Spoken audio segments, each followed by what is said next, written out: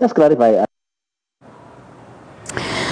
Na mtazamaji, Umoja wa Mataifa hii leo umeandaa hafla ya kumbukumbu ya miaka 25 tangu mauwaji ya halaiki nchini Rwanda. Kwenye hafla hiyo ambayo ilifanyika kwenye makao makuu ya UN eneo la Gigiri hapa jijini Nairobi, raia wa kigeni na wa Kenya wa heri njema walihudhuria kutoa heshima zao kwa walioaga. Vita vya kikabila nchini humo mwaka 1994 vilisababisha mauwaji ya halaiki, huku ikadiriwa kwamba zaidi ya watu 800,000 waliaga na wengine kutoroka makwao kwenye vita hivyo kati ya kabila la Hutu na Tutsi.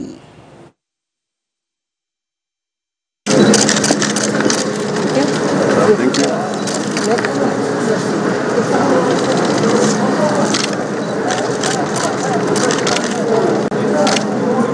you.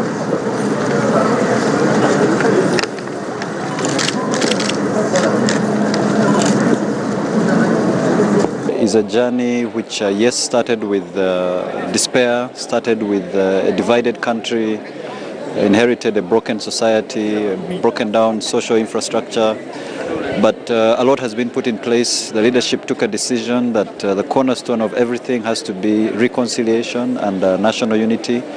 We saw what divisive politics can do, we saw what ethnic hatred can do.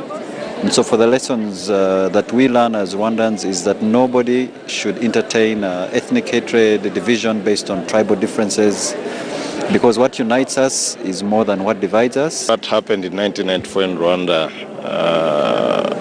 with the genocide is a lesson for all African countries and probably even the world, because genocide is not just an African phenomenon. We've seen it has taken place in Europe. Remember the former Yugoslavia, when it broke apart, we saw cases of genocide. But to us, I think it's a lesson of why it's important for Kenyans and most of the leaders to ensure that there's a peaceful coexistence.